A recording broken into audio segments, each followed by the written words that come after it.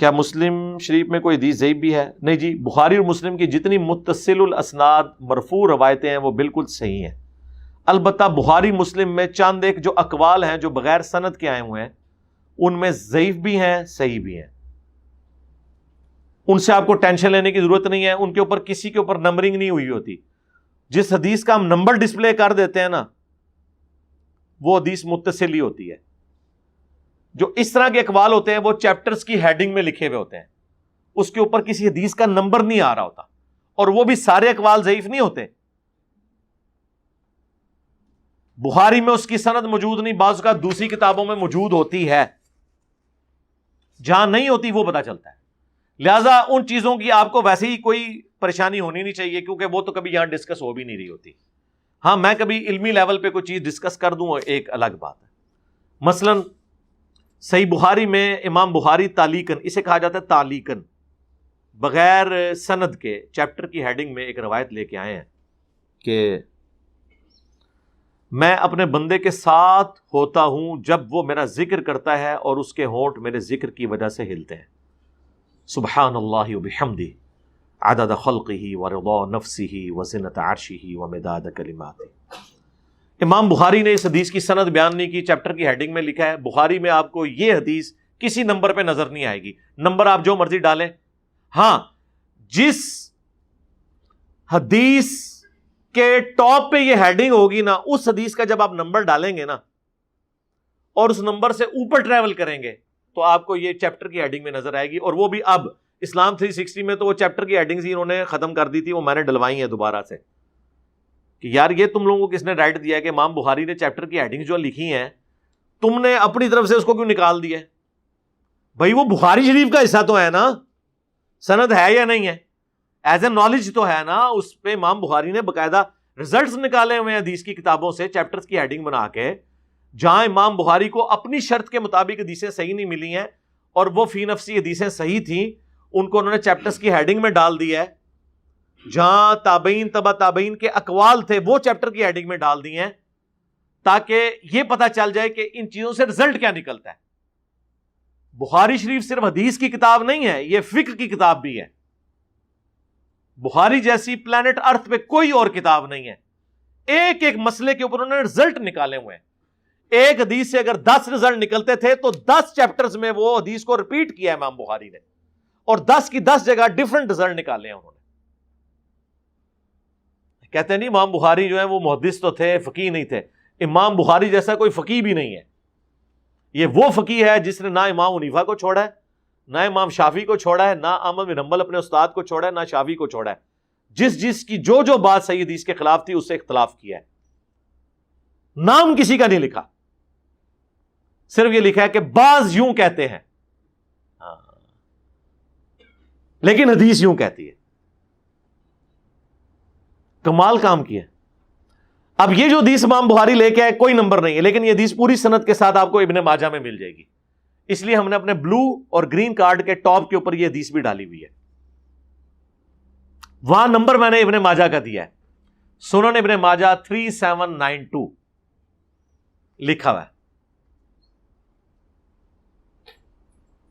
حالانکہ یہ بخاری میں ہے لیکن میں نے بخاری کا نمبر نہیں لکھا. کیوں؟ بخاری میں اس کی سند نہیں تھی، اور نمبر میں لکھتا تو آپ ڈالتے وہ نکلنی بھی نہیں تھی، وہ چیپٹر کی ہیڈنگ تھی. سمجھ آئیے آپ کو بات کی.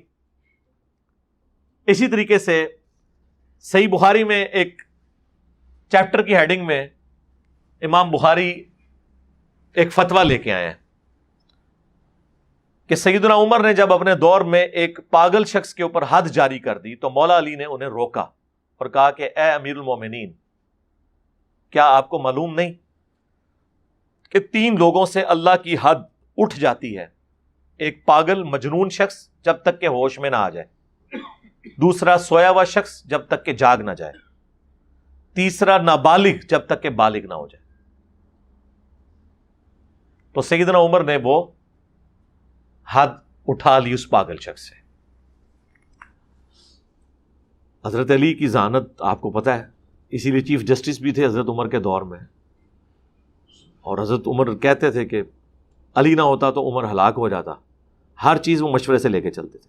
اچھا، امام بخاری نے اس واقعے کی طرف اشارہ کیا ہے اور مولا علی کا یہ قول لکھ دیا چیپٹر کی ہیڈنگ میں لیکن آپ بخاری میں اس کا نمبر ڈالیں یہ آپ کو نہیں کھلے گا، کیونکہ یہ کسی حدیث کے انڈر نہیں ہے، اس کے ٹاپ کی ہیڈنگ ہے۔ اس کی پوری سند مولا علی نے خود نبی علیہ السلام سے روایت کی ہے سنن ابن ماجہ میں، تو اس کی سند ابن ماجہ میں۔ اس لیے میں جب یہ حدیثیں ڈسپلے کراتا ہوں نا، تو اگر میں بخاری ڈسپلے کراؤں نا، اس کا نمبر وہ لکھتا ہوں جس کی ہیڈنگ پہ وہ ہے، اور ساتھ امیج لگا دیتا ہوں تاکہ آپ کو پتا چل جائے کہ یہ چیپٹر کی ہیڈنگ ہے، لیکن ساتھ ابن ماجہ کا نمبر بھی ڈالتا ہوں تاکہ اگر نمبر پہ تلاش کرنی ہے تو وہاں آپ کو مل جائے۔ اتنی احتیاط سے ہم لوگ کام کر رہے ہوتے ہیں۔ وہ ایک مولانا کہتا ہے کہ جی انجینئر صاحب تو فارغ ہیں، بیٹھ بیٹھ کے کلپ بنا کے مارکیٹ میں پھینکتے رہتے ہیں۔